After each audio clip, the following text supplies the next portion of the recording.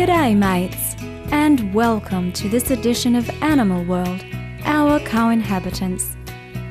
Today we'll make our way to the New England Brumbies Sanctuary in the town of Armidale, in the state of New South Wales, Australia, to speak with members of Save the Brumbies, an animal welfare charity dedicated to protecting and ensuring a bright future for Australia's wild horses, or Brumbies. Brumbies are widely known in Australia as the free-ranging characters in the poems of the Australian bush poet Banjo Paterson. They descend from horses brought from England to Australia beginning in 1788 and are thought to be named after English soldier James Brumby, who came to Australia in the 1790s.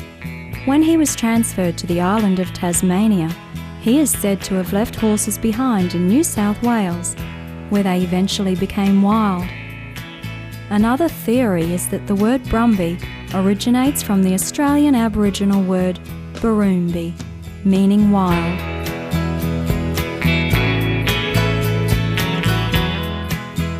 Today Brumbies are greatest in number in the Northern Territory, Queensland and Northern Western Australia.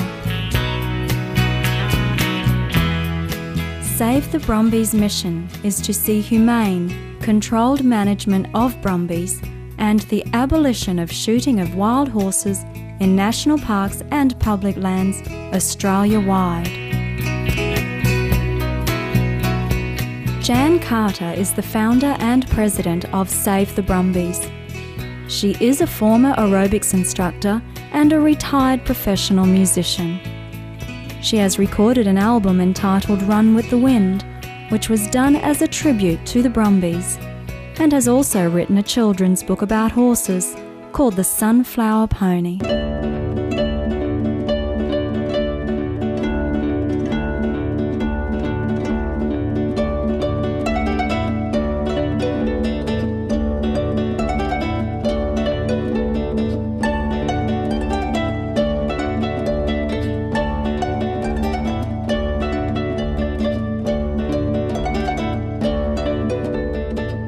Well, in October 2000, there was an aerial slaughter of wild Brumbies in a local national park here, Guy Fawkes River National Park, and news got out to the public, local horsemen, and it was pretty bad.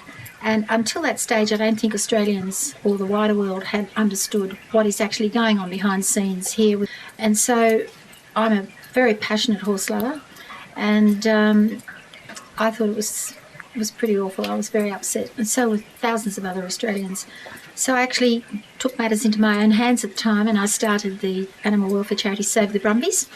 And main focus in the beginning was to lobby government and to try to instigate changes and more sustainable and more humane and better plans of management. And from there, we evolved into passively trapping the horses in Guy Fawkes, bringing them out as we're doing now. And we have managed to stop aerial shooting in our state of New South Wales here.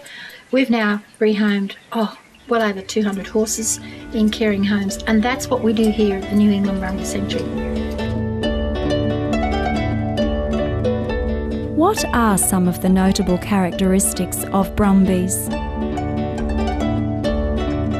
They're tough, they're hard, survival of the fittest, and very intelligent. And since I've come to work with them, and to have horses that come in, have a fear for people, to a couple of days later coming up to you and then ultimately bond with you and put you as their leader, it's an amazing feeling. It's sort of gratifying. These highly sensitive ones that are timid and scared and basically petrified of you, when you eventually, that turns them around and then they become kids' ponies. They trust you that much that then they will allow anybody to do anything. It's an amazing feeling. They've got to survive out in the bush, so all of their instincts, sight, hearing, smell, it's all basically exemplified. I mean, these horses will tell you if there's a different vehicle coming down the road before I even hear it. They can smell. The first thing they'll do is size you up by smell.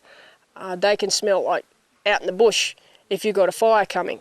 Yeah, they've got to survive on smell. So everything is just a lot stronger. They're much more sensitive than domestics. We also asked Lisa Burgess, a Save the Brumbies volunteer, to describe how new horses come to the sanctuary and get acclimated to their new surroundings.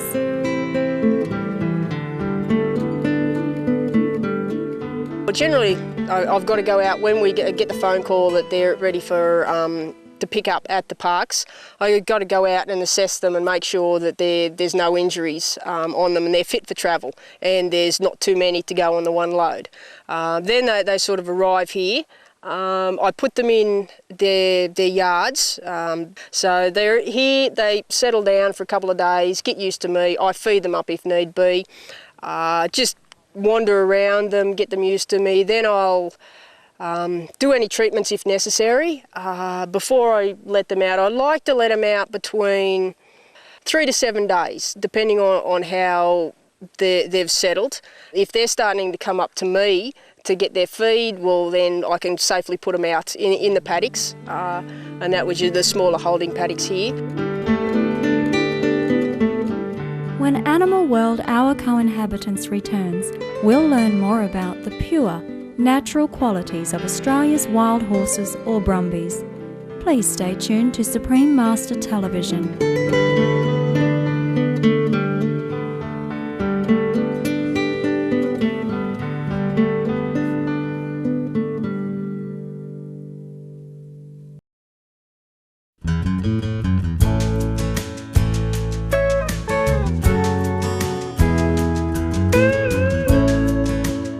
I've just turned, oh my goodness, 70, and I think I'm known around here as the ancient one. I don't know that wisdom comes with that, but but I do keep fit. For many years I was an aerobics instructor, so I've always been actively very fit. It's quite simple for me. It's a good philosophy. I just don't like eating dead flesh.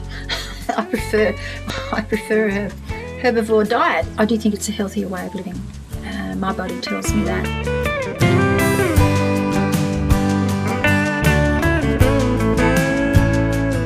Welcome back to Animal World, Our Co-Inhabitants on Supreme Master Television, as we return to the New England Brumby Sanctuary to chat with Jan Carter and Lisa Burgess of Save the Brumbies, an animal welfare group that operates 2 horse sanctuaries to protect Australia's wild horses or Brumbies, and also facilitates adoption of these splendid beings through their Adopt a Brumby program.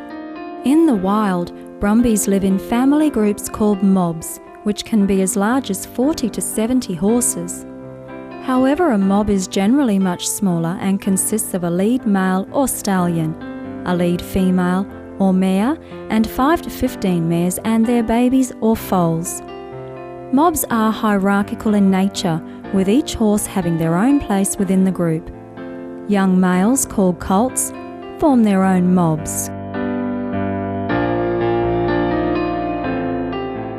The male is normally at the top, or the ladies? The lady is, everybody thinks a stallion's boss. Stallion's not boss. Stallion's down the bottom of the order.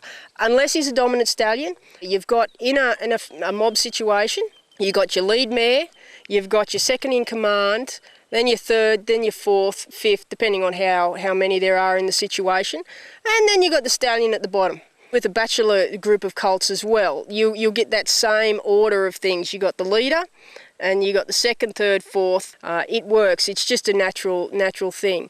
The stallion is basically there to protect. If any danger's out there, he'll protect them, and he'll be chasing them away or defending them.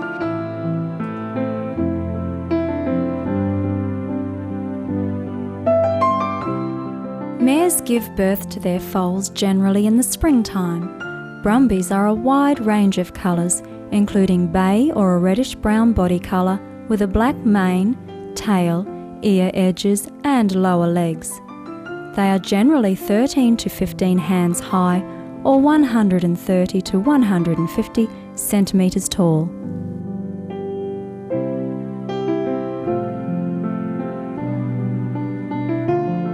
Can you tell us about these horses just behind you? two we're looking at here at the moment probably came in about 8 weeks ago. They've been gelded. Well, actually, they came in just before Christmas. One, the bay, is a 4-year-old gelding now, come in as a colt. He came in as a bachelor colt on his own. So he was a bit older and yeah. And this little boy, little chestnut one's a little yearling. He came in with the mob of youngsters over there, the mare and a little stallion. Dad's over there. He's only going to grow maximum 13 hand. They've settled now, ready to be rehomed. Somebody to have a look at them and fall in love. Actually, Dorado, he's more than likely been placed. Someone's coming up this afternoon to have a look at him. Are they a very affectionate species? Oh yes, when they bond with you, they're highly intelligent. My own Brumbie, Adam, he's Save the Brumbies mascot. A very, very sharp horse.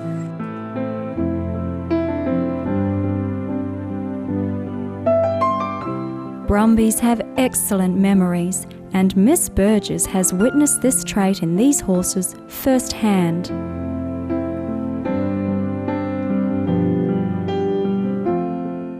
I went and saw a horse. I'd only handled him once. When he first came in, I hadn't seen him in 3 years. Wow. He knew me straight away. I just did the first handling and yeah, it was just straight away, basically, he remembered. Why is it so important for you to be a part of this, to do what you do, working with these Brumbies and saving them and giving them homes? Well, for me, I'm a horse lover. I think for us it's all voluntary, and it is for both Lisa and myself. It's I think a lifetime passion.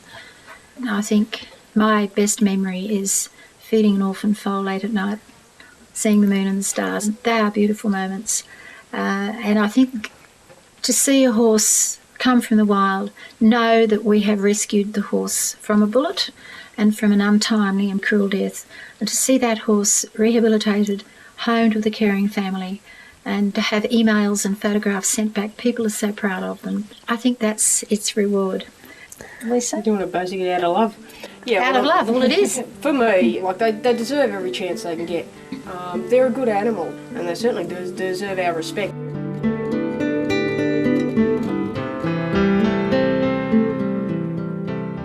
We thank Jan Carter and Lisa Burgess for sharing their love and passion for the wild horses of Australia with us, and for opening our eyes to these wonderful beings.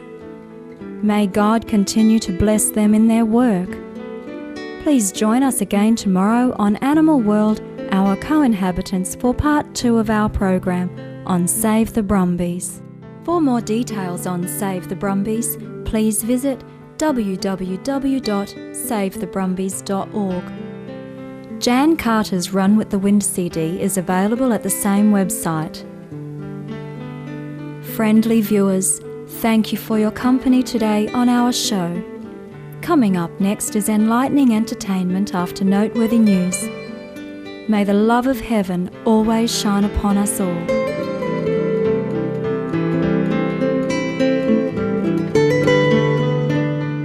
For more details, please visit www.suprememastertv.com/AW.